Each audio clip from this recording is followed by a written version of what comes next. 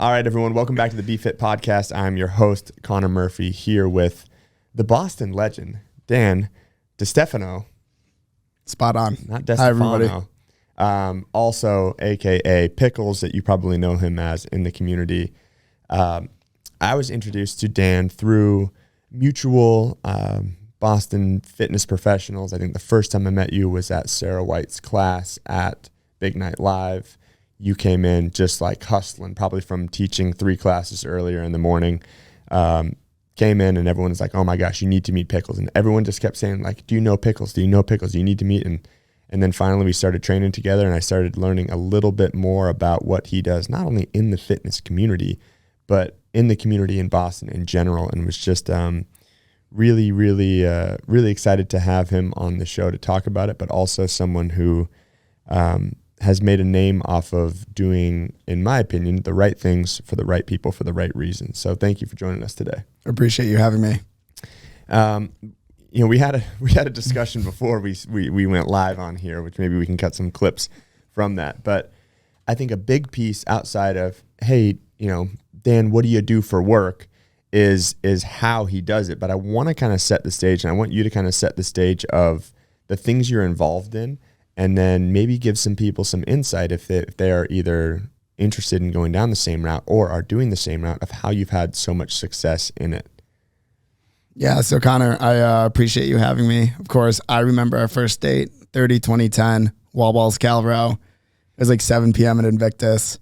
But that's kind of one of the ways I've been able to build a following and build a community, is finding like-minded individuals with similar passions. And just kind of showing up every day. I think one of the things I really pride myself on is discipline. And that's just doing the right things every day, getting out of bed, making it happen, making a routine. And always, one of the things that I feel like we vibe with is always with a smile on our face. We could be having the worst day with shit hitting the fan. But with that being said, we know we can take care of it. We're going to do it with a smile on our face, and we know we're going to come out on the other side. So, but no, I moved to Boston 3 years ago. I got into fitness when I graduated college in 2015, and I had no idea what I was doing.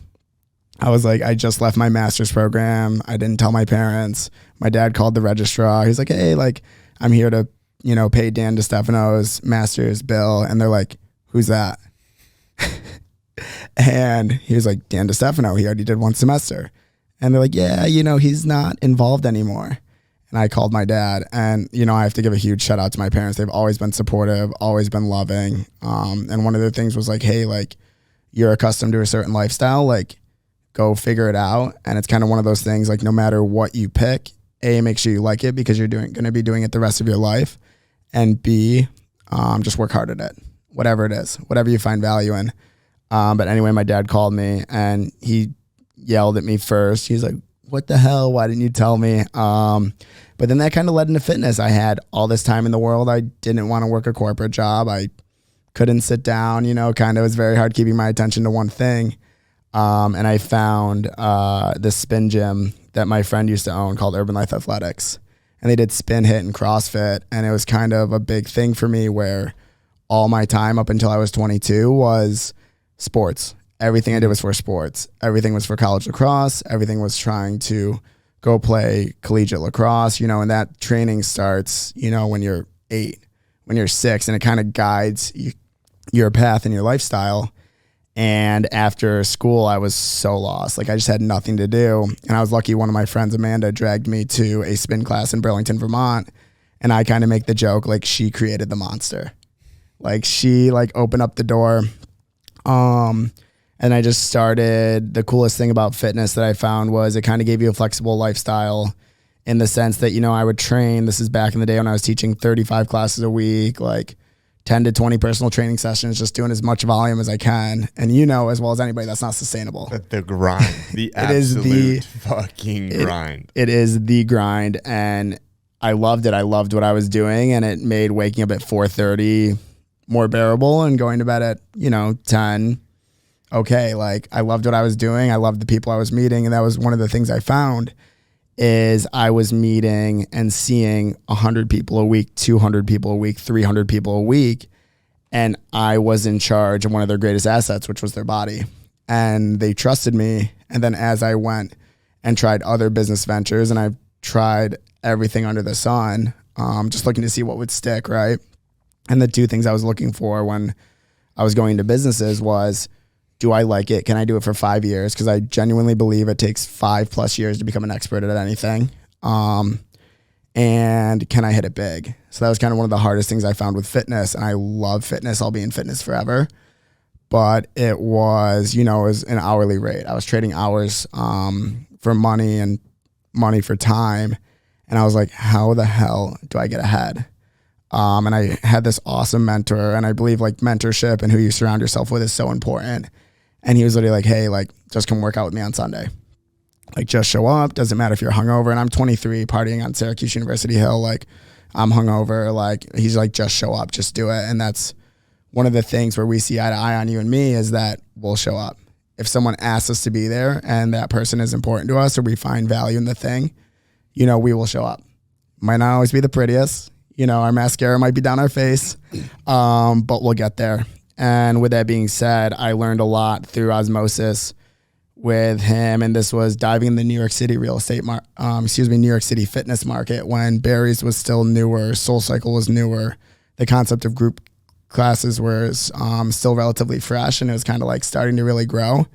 And he introduced me to a lot of cool brands, a lot of cool companies, but he kind of showed me how to act. So for the record, I was 23 and he was probably, Eric, don't kill me, I don't want to age you, but he's probably 33, 34 at the time. Which is still young, by the way. Still young. 33 in particular is a very, very young, ripe age for someone to be. You're biased. No, I'm kidding. But no, it's just like I had this awesome mentorship figure where I wanted to learn, and he was introducing me to all these cool people and concepts, and this was investing in startups, and this was kind of the forefront of social media marketing. And I remember like this was back in 2016. I was like, I'm never going to post a story. Now, like, people get annoyed with me, they have to mute me. You know what I mean? The king of content. Well, you can thank my dog for that. That's like the staple of my content. If I don't know what to do, everybody loves a cute dog or cute kid. I always like search through, and it's so interesting viewing your social media. It's funny that you were like, people have to mute me. It's like, it's not like no one's forcing it. It's not like you click on your profile and you're like, oh, here's 2 hours for the content I got to look through. But it's always so interesting to me that you're documenting that, because it allows me to think, hey, you still have more in the tank. That you were out, you were having dinner with a friend, and then the next morning, you were teaching 2 classes before most people were awake, and then you're on your real estate grind, and then you're back in the gym, and the fact that you can document that, I think, is very inspiring. And I think that the people who have that maybe even thought process, jokingly or not joking, to be like, oh, I got to mute this person. It's not because it's like, hey, I don't want to see what they're up to. It's like, hey, when I say my day was busy and then I see everything that Dan's up to, I was like, hey, maybe I wasn't that busy. Maybe it's an envy. Maybe it's a jealousy thing. It could be that, but I'm hoping it serves more as a little inspiration. Like, I can do a little bit more. I can kind of pursue my passions that might not seem, my goals that might not seem reachable or attainable at the time. But that's kind of the biggest thing, is it's really, social media has been really cool as a way to document my past, because I used to post a lot more back in the day. And I can kind of see myself like in my grind, where I would say probably pre-COVID, it was like, I don't know how I'm going to hit it big. I have all these connections. I have all these friends. I have all these passions. It's kind of like, what is going to work for me to turn this, career into a lifestyle and something that's sustainable. And that grind was like trying everything, like screen printing, manufacturing, crypto, website development, digital marketing. And now I feel blessed where I have a path, right, where I can take this work ethic and funnel it into a couple of channels that I'm really passionate about and really enjoy. Something I want to touch on that you said earlier that I think a lot of people misunderstand. And you said, you had mentioned or referenced discipline. And I think so many times there's negative connotation that people have with discipline, because people think discipline, they think like, oh, being disciplined. If someone has discipline, they're not going out at night, or they're not doing all of these things. Where when I see you, which I would say, out of the group in Boston, one of the more disciplined people that I know, it's like your discipline allows you to do so many different things. And it's not that you're like, oh, discipline means, you only eat chicken and rice and you're only like, you never drink, but you have things that you're committed to and you're so disciplined that you'll do those regardless of the other things going on. I'd love to hear kind of your thought process or how you got to that. It sounds like Eric was like, hey, kind of the start of it being like, hey, just show up no matter, what it is. But I think that's incredibly inspiring for people that are either on their grind or that just need some direction. They don't want to give up like this fun party lifestyle, but they also like need that direction. And someone like you who does it like to a T, I think is incredibly inspiring. So I'd love to hear like more about that or how you developed or came into that. Yeah, I mean, I think it's like anything, you go through phases, right? Like there was a point when I was 24 to 26 where all I did was work and work out. It didn't matter. Like I worked out 10 to noon, went and ate lunch, worked out 2 to 4, taught in the morning, taught in the afternoon, taught in the evening. And I would say like the balance of my life was not very good. Like I was working out, teaching, meeting people, and sleeping. So with that being said, like I feel like anything, you're going to go through phases where you feel really lost. You feel like you're making other sacrifices for certain things. And then there's going to be the other side of it when you feel like you have some really good flexibility and really good balance.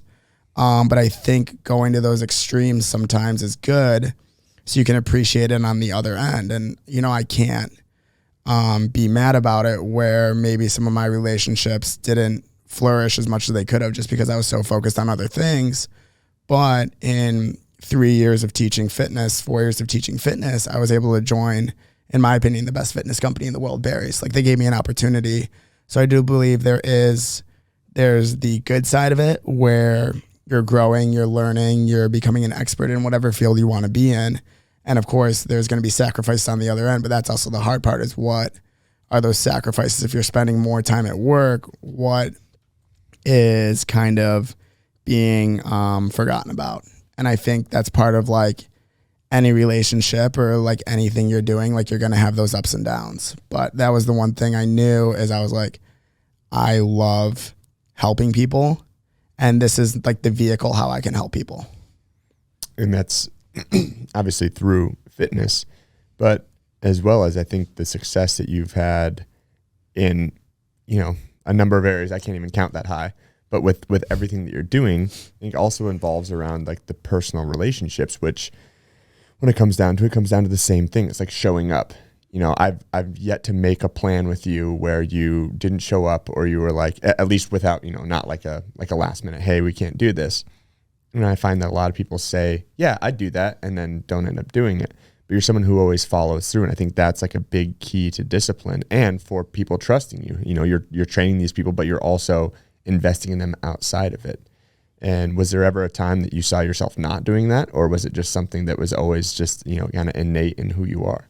I think it was kind of during, I think it's built within me because I don't like letting people down.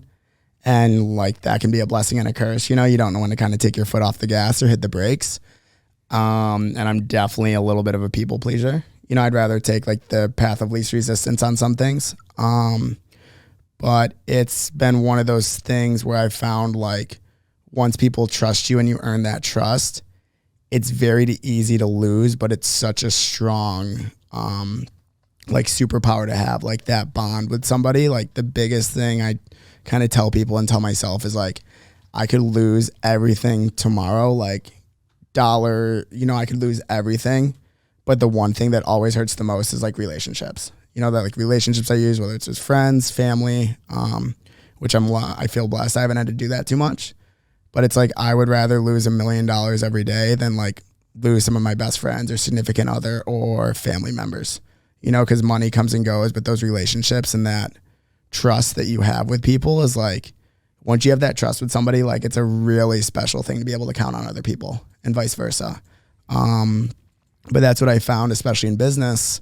People trusted me in fitness and they would at least give me the other opportunities. And that's how I kind of segmented into my manufacturing business, which is back home in Syracuse. And my business partner is the same way, like an awesome guy. Like I feel blessed that I've never had any business relationships go sour, which I think is very unique. But that was really how I was able to do well in real estate early on. Is I had these people, I had the support system of the company I'm with, which is huge. So if I didn't know the answer, I knew someone who did. And on the other side of it, I had people who would at least trust me with another one of their biggest assets, which is their condo or house. Yeah. We reference this all the time in different podcasts and in different areas of business, but being a trusted source is so much better than, having a billboard. I think like real estate, you've seen the movie I Love You, Man? No, I haven't. You haven't seen I Love You, No. Man? You need to add go it, home. Add it to the to-do. I haven't turned on my TV in a while. It's like one of the, it's the same guys who played in Forgetting Sarah Marshall, but they almost have like flipped roles. But one of them is a realtor, and the other one like helps him with like these like giant billboards of like, we can sell your home type thing. And it's like, all that stuff is great, being like, oh, Dan, like the best salesman in the West, it's like this like giant billboard. Or you can have someone be like, hey, this person helped me with my home and they really took care of me. This is the person that you need to. It's like people will be your best assets if you are a trusted source. And it seems like the way that you take the responsibility of having someone's health in your hands via fitness is the same way that you take it with real estate, which is why I would imagine that you haven't had any like business deals gone sour. And why I've yet to meet a single person who has a single negative thing to say about you is because you have these genuine relationships. Like the one-on-one, the small relationships matter. And it seems like in every area that, that everything that you do, you find success in because of those relationships. Exactly. And it's one of those things is kind of just doing the little things right every day. You said it in the CrossFit gym last week. And that's one of the moments I love is, we don't say in the general grand scheme of things, like when you're new to a city, which I was, it's find what you're passionate about and join those groups. For me, how I met people was Barry's because I love fitness, and the dog park and other kind of passions where you bring like-minded people together or what you're interested in. It's a little easier to make friends, so kind of putting yourself out there. But with that being said, coming back to that, we were working out. And you said it was hold the standard. It was hold the standard. And it was like, it was the bigger picture of once you set a bar for yourself or expectations, it's like get there every time. And it kind of, when you do the little things right over and over, it bleeds into other aspects of your life, right? So if you're doing a squat correctly every time, or you run through the clock, not literally, but you run to the end of the workout, then it's like when you're sitting here in the evening in the office and you have 5 minutes of work left, instead of shutting down your laptop, you're like, all right, like, fuck it, I'm going to finish it, and it kind of bleeds over to other ways where you don't cut corners. And when you stop cutting corners, people really start to trust you. Yeah, and speaking from even in that gym, Denise Thomas is a mentor of mine, someone that I was able to coach with. She always said, how you do anything is how you do everything. And of course, there's people who can like poke holes in that. And it's like, well, I don't spend as much time folding my clothes because I can do other things that like my time is more valuable than anything else. But into the same sense, it's like when you hold that standard with one thing, and why I think people in the fitness industry are so trustworthy is because they're not people who are trying to cut corners.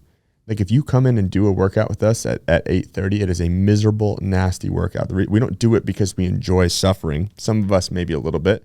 But we do it because we love the adaptation that it garners from high-intensity workouts with functional movements. And very rarely do you see someone who puts themselves out there and doesn't cut any corners in fitness, but then just an absolute dirtbag in the rest of their life. Yeah. So it's like it does definitely go hand in hand. And like the biggest thing is like showing up, like we'll take all fitness levels. And obviously there's nuances, right? If you're injured or you can't do high impact stuff or you're not there yet, totally okay. There's other options. But I mean, we've always been very inclusive. Like our group grew from us 2 to 3 to 4 to 5. And now Hurley joins us every Friday, which is awesome. And, a couple of things to note about that is the energy of just being around like-minded people. Like you might not be able to do power cleans. Sit there and ride a bike. You will become a better person, whether you have something looking forward to on Friday or whether you're enjoying the atmosphere or whether you're actually becoming a little more fit than sitting at home. And it truly is like a judgment-free zone. And, you kind of realize like the biggest things that are in the way to our success are like what we think of ourselves and our, what we think other people are going to think of us, when you realize like we're in our own way. And like, to put it nicely, like when we're working out, I don't really care what Hurley does. I don't care what you do, in the sense that like we're in this atmosphere together, working together towards a common goal. But at the end of the day, like if you want to do the prescribed workout and I want to do 10 less pounds and somebody else wants to ride a bike or just, do some core, it's more about putting yourself in the environment. And that's kind of where I found a lot of success in the city, is getting out of your apartment puts you in front of endless opportunities. Like is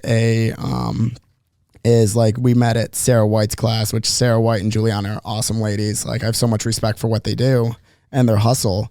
Is a yoga class on my top priority list? Sorry, no. It's top 5 though. But with that being said, where I find value is showing up, supporting my friends, but you never know who you're going to meet, whether it's another fitness instructor, somebody that you could become good friends with, or even just showing up for your people, just kind of like being able to show up. And that's kind of the biggest thing, is like, you just got to get out of your apartment. You just got to show up. You just got to do it. 100%. And with, even that being said, when Sarah and I went down to do this, like the retreat, we kind of did like a pre-trip for the retreat that we're running in December. And when we were down there, it was like, I'm going to work out in the morning. And the person from Celebration Travel was like, well, I'd love to do a workout with you. And she's like, well, I can't do the same workout that you'll do. And I'm like, no, we'll be taken care of. And so every morning, Zach, Sarah, Jen, and myself were doing these workouts, and then we were able to combine. It's like, hey, I'm taking people through like a little CrossFit workout, and then we were doing like another little like thing for like Sarah's yoga class. And it's funny. Is a yoga class on the top of my priority list? No. Should it be? Probably, relative to how my body is feeling. But now in the same way, it's like, because she is such a genuine and good person, I want to support her no matter what it is. And that kind of leads back to, in a similar sense, if I'm going to run an event, it's like, if I'm there to support other people and they see that, rather than me saying, hey, I support you, it's like you go there and you show up, and it's like it lowers the barrier of entry for someone to then show up for you, which it can be in fitness, it can be in real estate, it can be with investing in companies and all sorts of different things.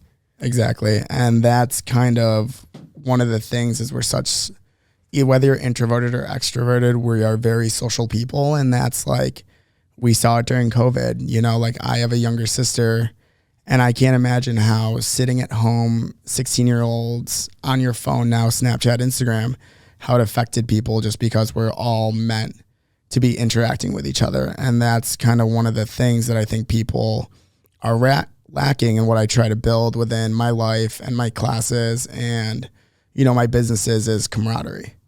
She says, it's like, I always, like when I first started real estate, I had a colleague with me, and it was like really nice that like when the ship was sinking, we were at least going down together and we could kind of bitch about it. And, when the tide was lifting, like it lifted everybody. So I think that's the biggest thing, is like, you see it in team sports and businesses. It's like the camaraderie and how you interact with other people is so important. And sometimes people don't understand like how powerful their words or gestures can be. And it doesn't have to be this wild act of appreciation, but like the little things, once again, like saying something nice, or not being a dick, or showing up, or opening the door for somebody. But it's so easy to get caught up in the day-to-day life and the stress of that. So it's really easy to have that community around you to like, not only do I keep people in check, but people also keep me in check. Like, hey, Dan, you need to do this. You need to do that. Like, we need this from you as a company. So it's really good to have both sides of it as well. Because, I'm not perfect. I think I am, but I'm definitely not. I think you are. My good buddy Austin, we'd always have this discussion, when we were training, particularly for the CrossFit Games on a team. And anytime you'd train alone, it was like, oh, it was a good training session, but it didn't hit the same way. And he would always say, it's not as much what you're doing as much as it is how you're doing it and who you're doing it with. And I think that falls in line with what you were talking about in like the real estate. Like if you're going down solo, man, it's a dark path. Yeah. But if you got a group of people and it's like almost that like shared suffering in anything. Yeah. I mean, it's the same as when we train, when we work out. I think it's pretty profound that you have this group of people in every aspect of work and business that you do, that, you have that trust and that camaraderie with, and, it makes life a little easier, almost a little bit more worth it. Exactly. And I think that's kind of one of the things coming back to social media is like, I rarely complain. Do I gossip sometimes? Yes. But I rarely complain. Tell me the goods. Hurley, turn off the mic. No, I'm kidding. But with that being said, like, I rarely complain. I believe, there's 3 cups. It's the stuff you can control and change. It's the stuff you can't control and change, but you can influence. And there's the shit you can't control at all. And it's like, if I can't control it or can't influence it, I'm not going to worry about it. And it's not for lack of caring. It just means I need to take a different approach to fix this if I want to. But with that being said, like, on social media, everyone, like, we glamorize everything. Everything looks good. And it's just like, I think everyone needs to understand, like, we're all working hard at what we want and we all care about. And it's like, it's not that we're not struggling with whatever it is. It's just like, you're either going to take a proactive approach to it or you're not. And I think that's one of my kind of superpowers is, and I think it's a bigger thing and probably what, you saw when you were training. It's like that you got to be hopeful for the future, and if there's like, and I'm sure you saw people when you were training for the Navy, like the people like who weren't hopeful for the future or lost faith or lost the vision, like they were probably some of the guys that struggled the most. And it's the same thing in life. And I feel like that's what you see is our lifestyles are very active in the sense that we're bopping around trying to create new opportunities for ourselves. And I'm always hopeful that I can find the next opportunity or figure out the problem that's at hand, right? But if you lose that sight and vision for the future, whether it's your career or your personal life, like shit can get pretty dark. It's, it's amazing that you would reference that. I never really speak on that behalf in like Navy training, but it reminded me of one person. I won't say his name it's not like he's listening to this. Yeah. Considered him one of my best friends. Looked up to him. We would hang out all the time, but just had the worst outlook on life. And we're talking about a guy who's like incredibly good looking, fantastic dancer, anything he would do well, but just had this such negative outlook on everything. And if other people were succeeding that weren't even up to par with him, because it was hard to be as talented and good looking. And he was willing to work hard, but just that attitude was the demise of everything in his life, of his job, of what happened to him in the Navy and relationships. And it's like, dude, I love this guy to death, but he just if other people had success, he was just so negative about it. Yeah. And I think about that and I'm like, he had more potential, which is my least favorite word in the American dictionary, because I just like when someone says potential, it just means like you're not doing it. Yeah. It's like, totally. oh, that person has potential. And it's like, well, I'd rather have the person who was like Dan, who's just doing it, rather than someone who has the potential of doing it, but they're fucking not for whatever reason. Totally. And you're so right. Like that attitude is the, I haven't spoken to him in years, and I think he's, like gotten to like a better path and moving on. But man, you think about no matter where someone is, like someone who constantly has a good attitude is someone you always want to be around.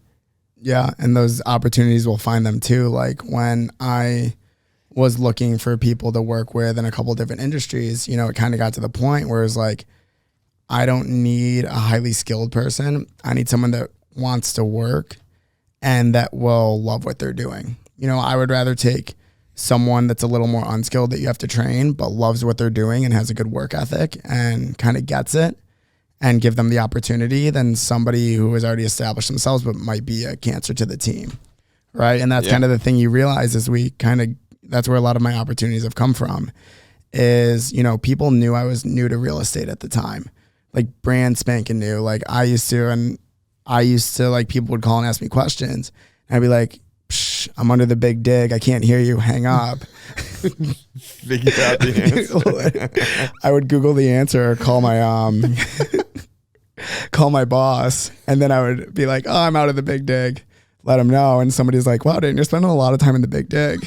Love it here. Yeah. So if you're not from the Boston area, what he's referencing is an actual tunnel it goes from one side of Boston to like East Boston. Exactly. And it's underneath the Boston Harbor. Which the cell service is totally fine.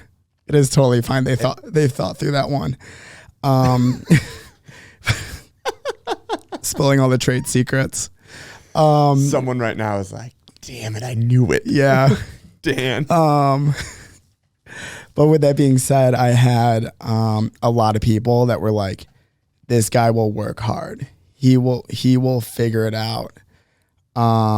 And that's kind of all I needed and what I prided myself on. And that's, I think, on the other end of it, it was like, on kind of, we talked about earlier, like, how do you balance it? And there was a point where I didn't. I was like, I need to be up. I need to be the first one up. People respect that I'm up before 6 a.m. First of all, there's a million people up before 6 a.m. I'm just the one posting about it on social media.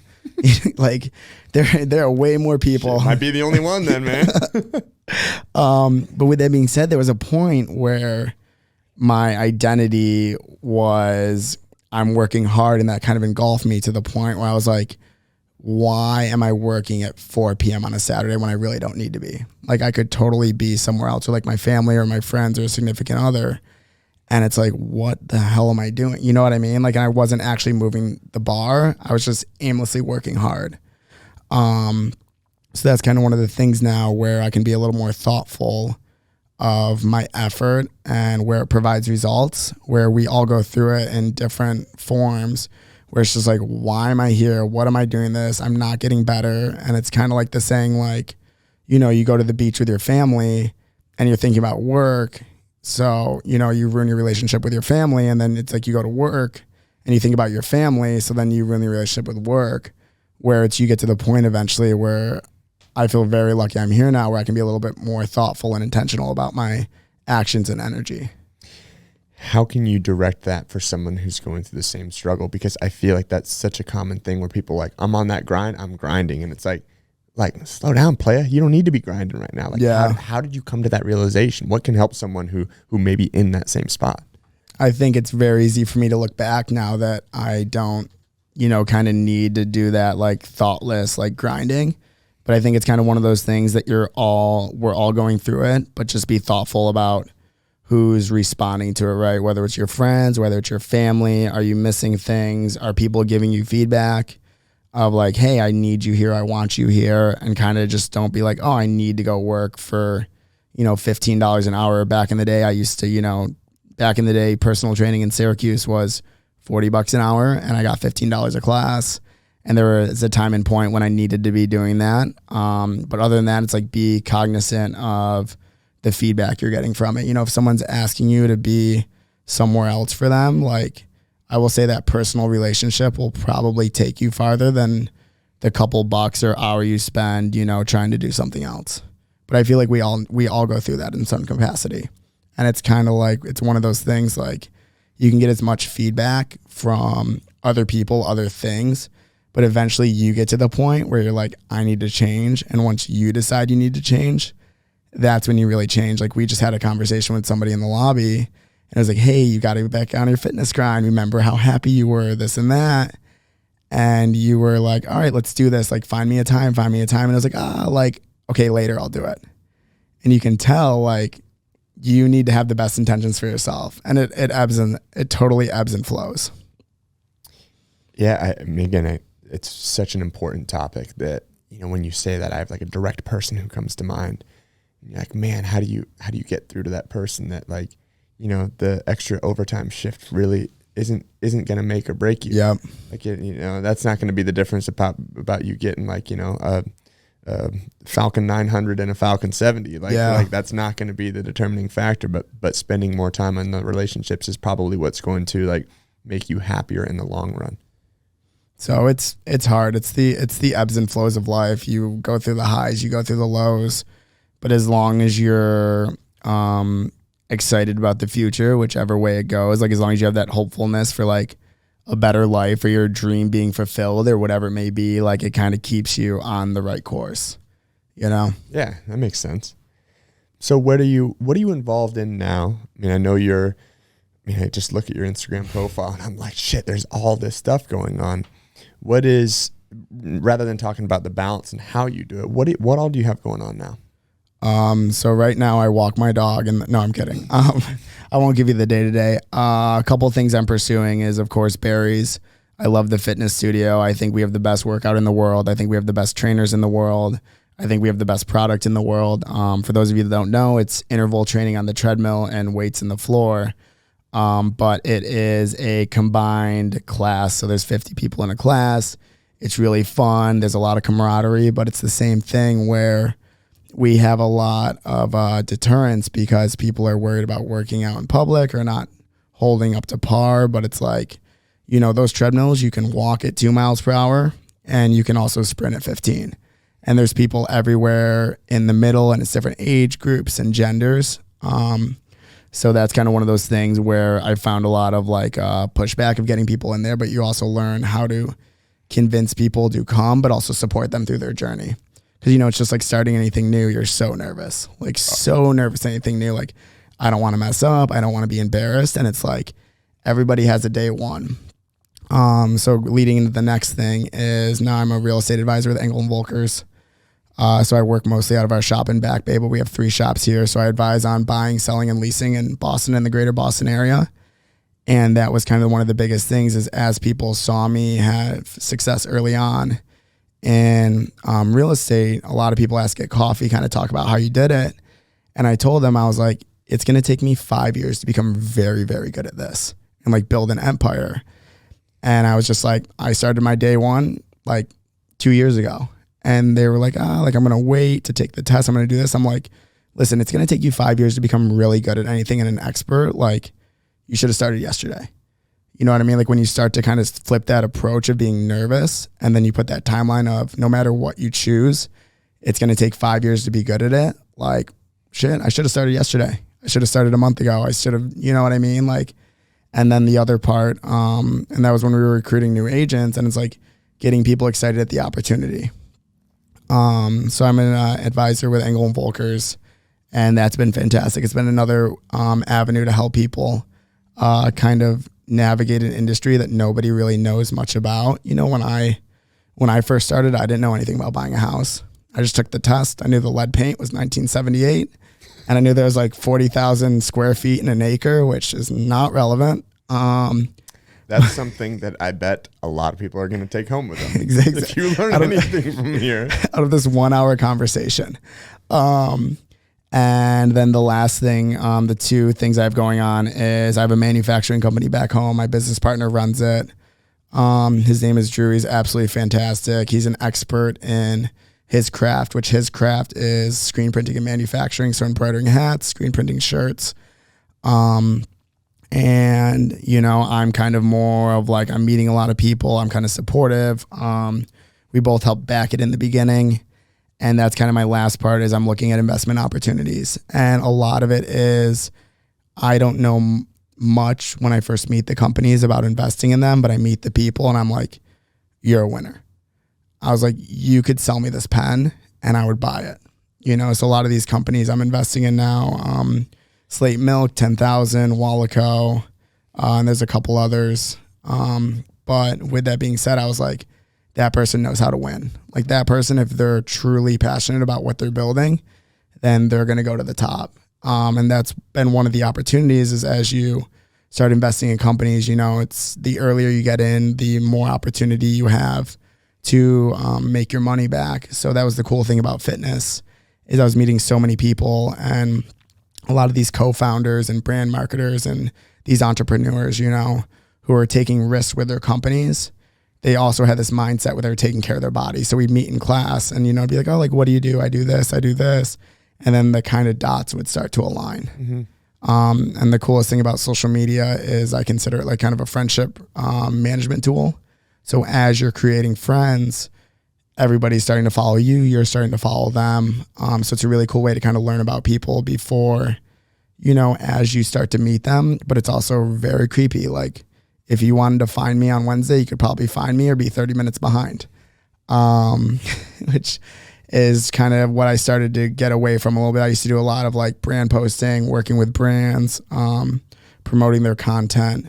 but I just found a lot of it. Like I was doing more for the money and wasn't passionate about it. Mm-hmm. And it was a great opportunity to earn a quick buck, but it felt like kind of inauthentic, you know? So I was like, I eat 3 every day to help keep me strong.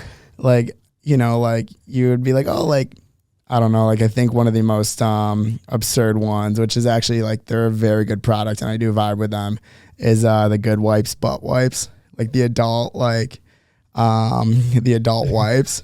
And I got such a feedback. People like, oh, like, how could you post about that on your Instagram, like wiping your butt? I'm like, you don't fucking wipe your butt? Like, like. Can we just diverge for a second and dive into what is the norm and how people wipe? At any point in time, if I have like, you know, a lovely meal and my hands are dirty, yeah, there is never a point where I just grab tissue paper. Like I'm gonna wash my hands. I'm gonna use some sort of water. Exactly. Yet when you defecate, they're just like, oh yeah, just some dry stuff and you should be good to go. Yeah, I think the thought process behind it isn't great. And they're definitely, I mean, some of these products, like here, we have baby wipes. Let's make them cool for adults. Yeah. Boom. There you go. $1 million business idea. I think people are weird when I like when I travel for seminars. Yeah. I'm like minimal. Like I'll carry a backpack. I don't know the last time I've traveled for weeks at a time. I don't carry a backpack, but I always carry baby wipes. People are like, why? I'm like, to wipe my butt after I poop. And people are just like, oh, like, I'm like, oh, do you not poop? But that is one of the biggest things, right? Of like why people really start to trust you. And what happens when you show up every day, day after day after day, is it's like, holy shit, this guy's genuine. Like this is him. Like this is the Conor Murphy I am getting. And I either like him or I don't. But it starts to really build this trust when people realize it's not a show. Yeah. When people realize that Dan does use butt wipes. That is normally the tipping point on my friendships. So like, wow, he uses butt wipes. I need to be his friend. I'm like I invested in the bidet. So I got like the squatty potty and bidet. Now I'm like a fancy pooper. Like other people, like I used to be able to poop anywhere. Yeah. Porta potties, no seat cover or anything. I would just, we'd just go in. We wouldn't even high dive it. Oh, I have a story that's like the worst possible experience in a porta potty. I was playing baseball. I won't even go into it, but it was a porta potty experience that it was bad. But now, anyways, I'm a fancy pooper now. We got like my whole setup at home, and that's where I do most of my business. I mean, that's kind of one of the things of like making it, I think, is right, like a bidet. Well, I mean, it's like a tushy. It's like $100 on Amazon. I had one of my clients in St. Thomas had like settings on the toilet that you could like hit before water you went pressure, temperature, forward, backwards, side to side. You open the door and the toilet seat opens and it's like a little scent goes down there, like setting 1, and it has like the heat dry and all sorts of stuff. I'm like, that's when you know you've made it. Right now, I'm just play pimping, if you will. You come over anytime. You could test it out. I'm coming over, playing some Mario Kart. We're having a couple beers. We're hanging out. But it was funny, kind of when I moved to Boston was kind of me pulling myself out of that grind, like that really dark space of really hard work. Like there was a point where like I probably never went out. What year was it? This would have been, why are you making me do math in the general public? Divide the two. No, so I was 24 to 26. This would have been like 2017 to 2019 when I moved here. And it was Kelly Whitaker, who now is a very good friend. And I DM'd her and I was like, hey, I'm coming to class. I was seeing an ex here at the time. So I was looking at Boston to move either Boston or New York. I just knew I outgrew Syracuse and I needed more people, more opportunities.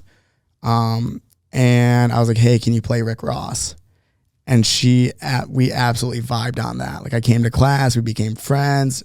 And through that connection, I actually ended up getting an interview to teach here. And like Barry's, like when you became a Barry's trainer, like it was like making it. And as soon as they asked me to move here, I was like, hell yeah. I packed up my dog, put her in the U-Haul. I was like, we out. I just moved right out of Syracuse. That's big ups to Ricky Rose. Like Rick Ross changed my life. I don't know how many people say that. Rick, if you're listening to this, Mr. Ross, if you're listening to this, we just want to give you a thank you. And Yeah. Is he coming back here anytime soon?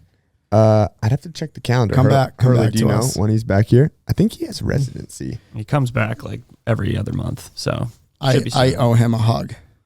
We could make that happen. That'd be really cool. Like big Rick Ross and little me, like just hugging it out, you know? He lost like 60 pounds when he had like CrossFit trainers out on the road with him. And Good for him.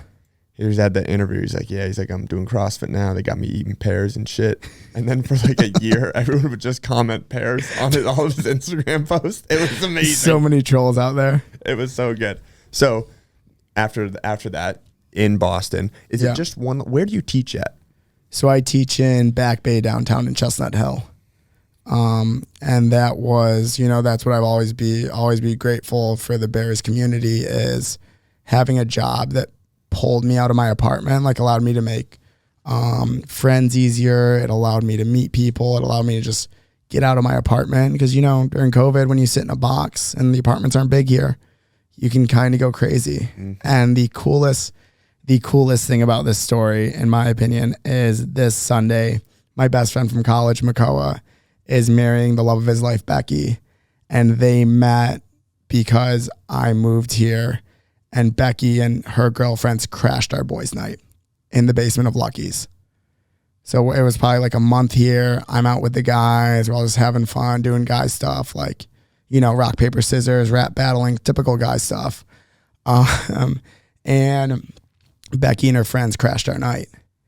And literally from that night, it's been like the coolest display of like loyalty and love and like trust of like, we don't have everything together, but we'll figure out how we work together and how it works. Is like 3 years later, they get married on Sunday. That's amazing. Where are they getting married at? The Boston Public Library. So it's such a cool thing. And it's like, you never know what's going to happen unless you put yourself out there. And it can be a blessing and a curse. It's always like, what if? And that's how I end up at the Grand sometimes. I'm sitting at home. I'm like, what if I go out tonight? And shout out to Conor. Conor doesn't know this, but one night Conor introduced me to, is it Frankie? No. Who runs the Grand, the door? Oh, either Georgie or Melvin. Georgie. Yep. Georgie. One introduction. And Conor was like, get in. We're all getting in. We all had such a fun night. And then the next weekend, I was like, oh, let me see if this works. He's going to kill me. And I was like, to Georgie, I was like, Connor Murphy sent us. And Georgie's like, fuck it, get on in here. By the way, for everyone listening, Connor Murphy, if you drop his name, will not get you in. It'll actually get you in handcuffs these days.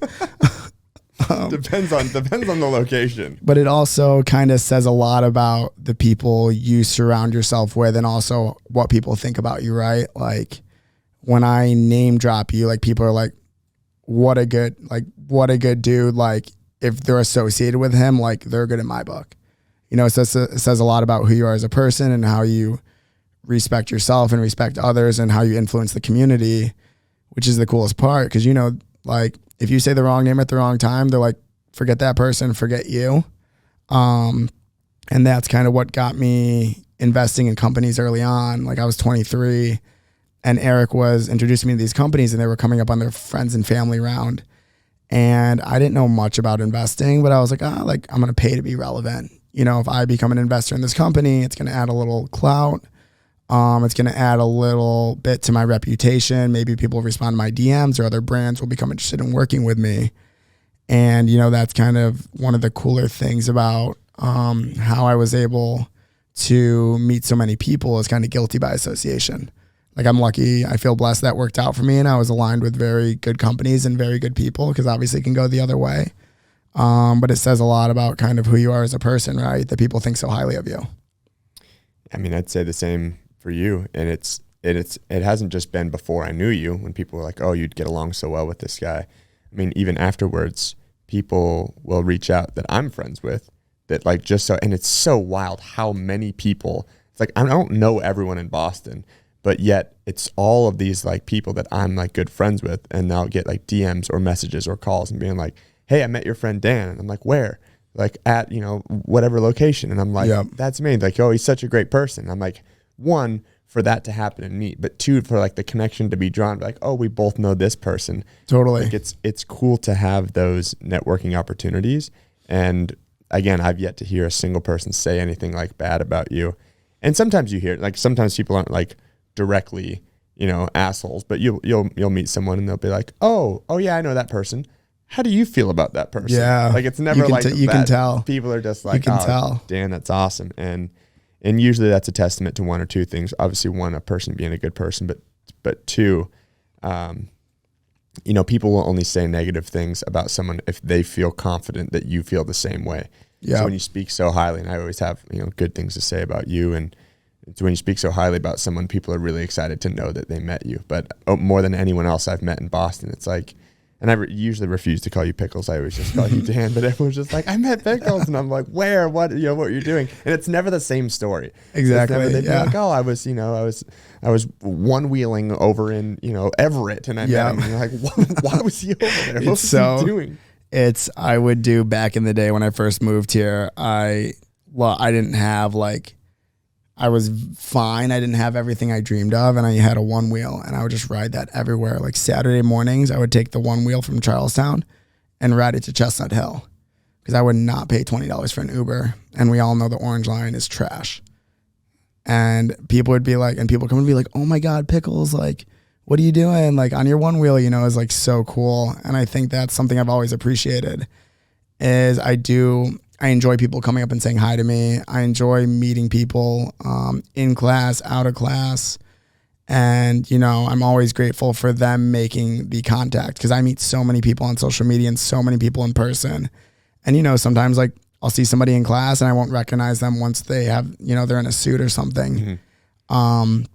So that's kind of what I tell people is, if you feel the urge to say hi, introduce yourself, say hi. And if you can make the world like a little more friendlier place, just knowing you have someone else on your team or someone who's always going to talk to you, like both ways, it goes such a long way. Like I love teaching berries, but it becomes so much better when I feel like I have like 30 or 40 of my like good friends there, as compared to like 30 or 40 strangers. You can create like such an intimate experience, and it's so freaking fun.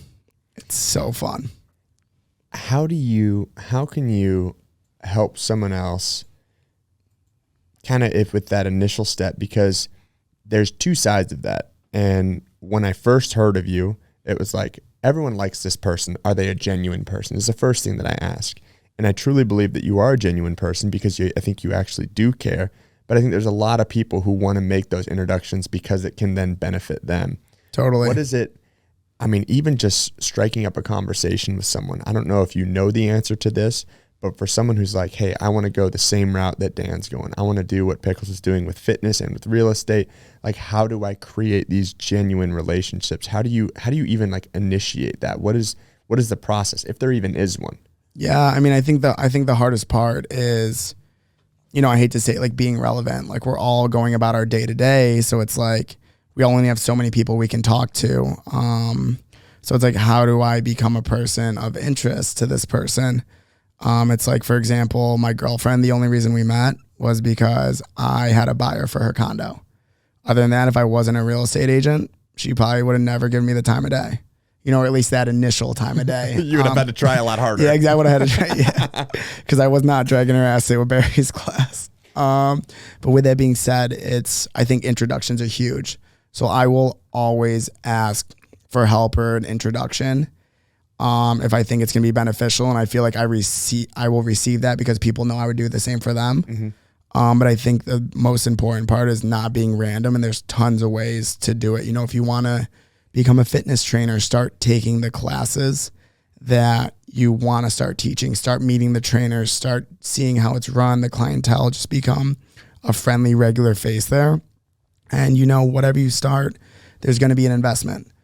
Time, money, effort, sleep, whatever it may be, there's always going to be an investment. Nothing comes free. But on the other side of that, is just start getting out of your house, meeting people, chat with your coworkers. I think the biggest thing is people are like, oh, I have to drop one thing to do the next thing. And it's like, no, you can do it all. Like, you're going to have to sacrifice it. But there was a point where my fitness money was building my manufacturing business. And there was a point recently where my fitness money and this was over COVID, was building my real estate business. You know, and I think the biggest thing is like join the industry you want to join. And I can talk about fitness because it's what I know intimately, and it's like start going to classes. You know, worst comes to worst, hopefully you get a little more fit, you know, or meet somebody else that you vibe with, whether it's another client. And for real estate, you know, for me, it was talk to the experts, you know, talk to people. I have a couple mentors that are, you know, in their 40s, 50s, 60s, and I'll call them about everything. And do I always agree with their advice? Not much, but at the same time, they still have advice, you know? So I think it's like setting your mind to it and doing something and kind of understanding that you don't have to do it all at once, but there's going to be sacrifices. But if you really care about it and value it and see the opportunity and believe in the opportunity and believe in yourself to make it happen, like give it a go. You know, we were talking about this earlier where I'm at a point in my life where I don't have many responsibilities in the grand scheme of things. Like if I failed tomorrow, I could move home. If I needed more money, I feel like I could put another deal together. And I feel like at the end of the day, if I failed, I would still have my friends and family and could, you know, try something else. But for me, the hardest part, which I finally feel like I found this year, was like the opportunity to build like the lifestyle I wanted. But it's like, you got to try. Like the biggest thing in the world is, and I mean this from everything, like trying to find a significant other, trying to start a business, trying to join a company, trying to better yourself or better the people around you, is like, you just don't want to have regrets. Like I would rather, you know, not be successful in something, but knowing I didn't like it or knowing it didn't work, than being like, oh, like what if?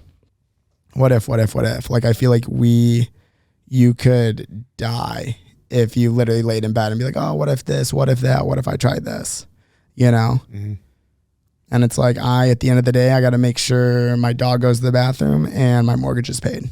Those are my only two responsibilities, you know, which like once you take in order, exactly. In order.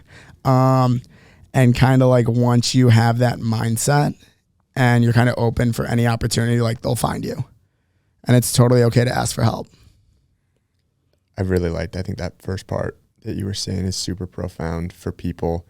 And I think what I like doing is obviously, some people will see a gap between where they are and where you are. And it's likely to be a significant gap. But the process of like, how can you start right now? You had said this earlier, and it's like, well, the best time for you to start this was a month ago. And there was a quote I read recently that said, the best time for you to start was 1 year ago. The second best time is right now. Yep. And like having that and giving someone like objective step that you can take right now or tomorrow in the right direction. Hey, if you want to be a Barry's instructor, start going to Barry's classes. Start chatting with the instructors. Start, you know, thanking them for their time, being like, hey, this was, you know, I really enjoyed this part of class, and having those conversations. And it's like, you know, you're hearing it from the horse's mouth as far as just like, as how you've done things, how you've gone about. Like there's a blueprint to get there. And sometimes people see the gap as being so big that they're afraid to put themselves out there. That what if is so large that they're so afraid to put themselves out there to fail, not knowing that it hasn't always been, you know, shit ain't always sweet, yeah. you know? Yeah. And that's the biggest thing is just like, get started, you know, with anything, get started, give it a try.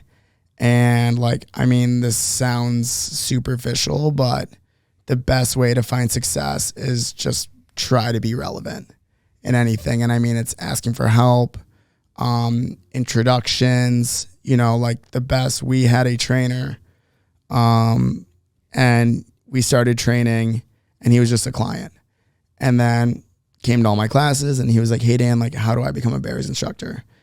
And I told him my opinion, and he got a couple other opinions, and I introduced him to some other fitness studios, to like get experience before, so we could have a very good product coming in with us. But you know, if he just DM'd me out of the blue, like I'm always trying to help people, but it's like some days when I'm really busy, sometimes you get the short end of the stick, and I'm like, hey, just go start working out, you know, click onto the next thing. Where now that we have a personal relationship and I really do want to help people, it's like, hey, here are some actual tangible items that you can take. And that's kind of the hardest part with anything, is like, how do I find these action item steps, right? Like, how do I make $1 million? try something. You know what I mean? Like rob a bank. what are you doing later? You want to do that? I'm in. Honestly, that's been one of my dreams, and like I'd love to set it up as, you know, it's like in like an alternate universe type scenario. Totally. No repercussions. To really, I mean, I'd kind of like some repercussions. That kind of gives like the whole. I'd like to rob a bank. Am I allowed to say that? Hurley? He's like, everyone's like, I didn't know Conor wanted to do that.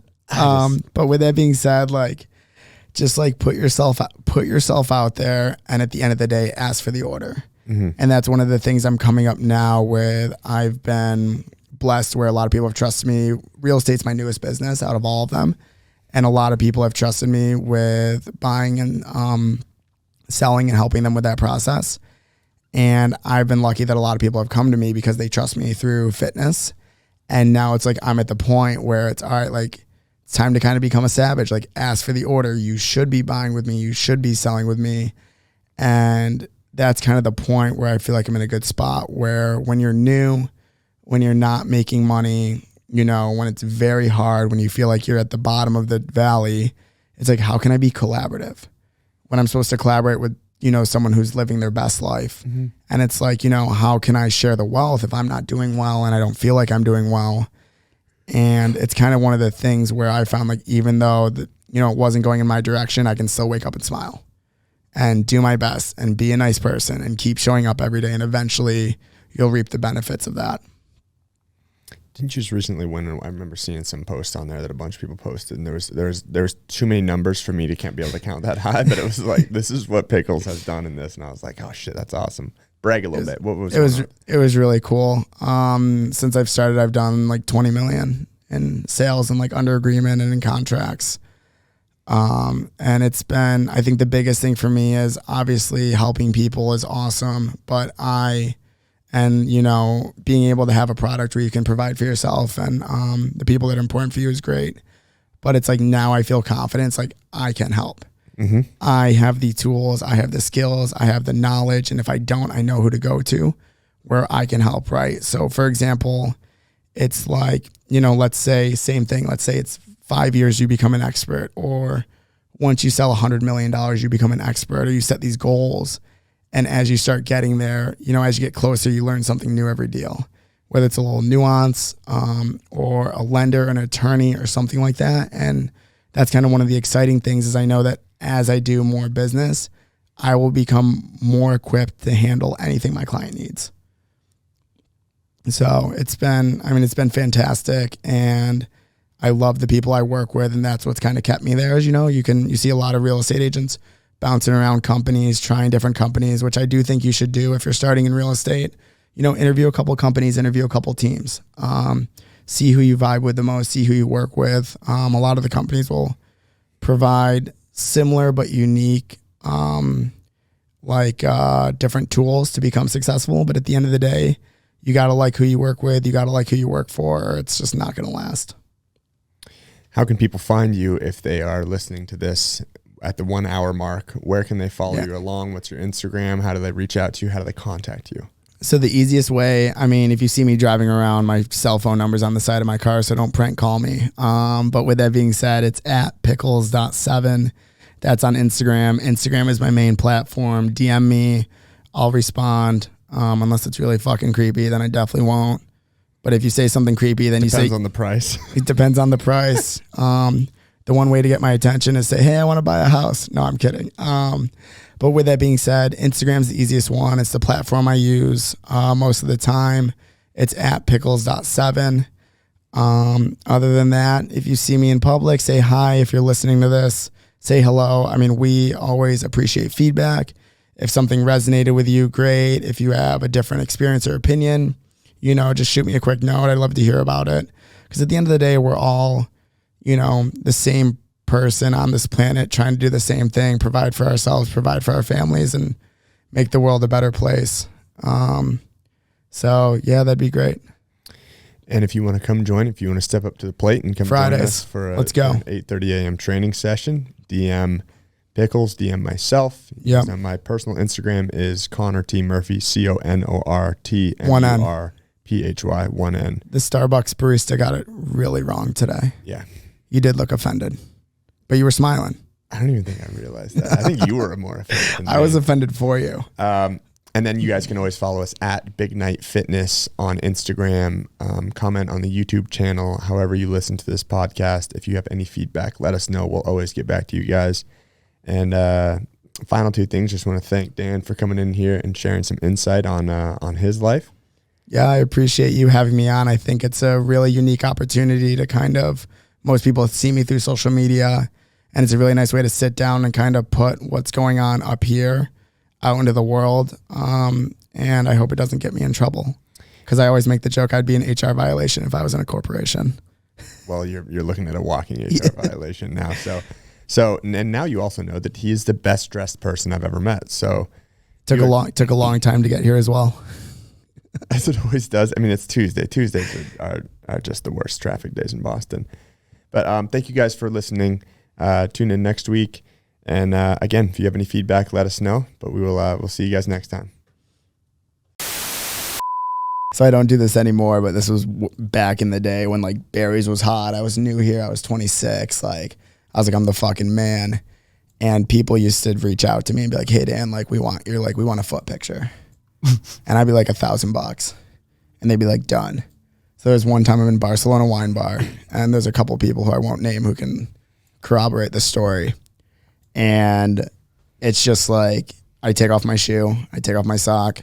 I'm like this in Barcelona wine bar, click, and paid for dinner. Wow. See, my issue with that, Dan, is that you said I don't do this anymore. There is never a point in time in my life that I would ever turn that down to take a picture of my foot. In fact, there's not a lot of things that I wouldn't take pictures of and send for $1,000. A photo? Totally fair. Just a photo. That's it. So I think the lowest that I went, or what you would consider to be low, is I'm raising money for the Boston Frogman Swim that benefits the Navy SEAL Foundation. And I'm in St. Thomas. And, one of these DMs comes across, and I post a video of like, hey, I'm not just going to ask you for your money. Like, let me know what you'd like to see me do. We'll negotiate a price, and then I'll do it. You want me to chug a beer out of a shoe? Do you want me to do... One person had me do Chad, the hero workout. And it's like totally PG-13 in your mind. Yeah. I mean, there's a price for everything. But so we're doing Chad on Sunday, right? 1,000 step-ups for time. One person was like, do it, but instead of a 50-pound ruck, do it with 25-pound dumbbells in each hand. And that was like, I was like, okay, good, like $50. Yeah. And I should have charged way more than that. That was an absolute miserable experience. But one person was like, why? He's like, I was one of the, who I would assume to be a gay man. Yep. He's one of my biggest hype mans. Hypes up every one of my posts. Totally.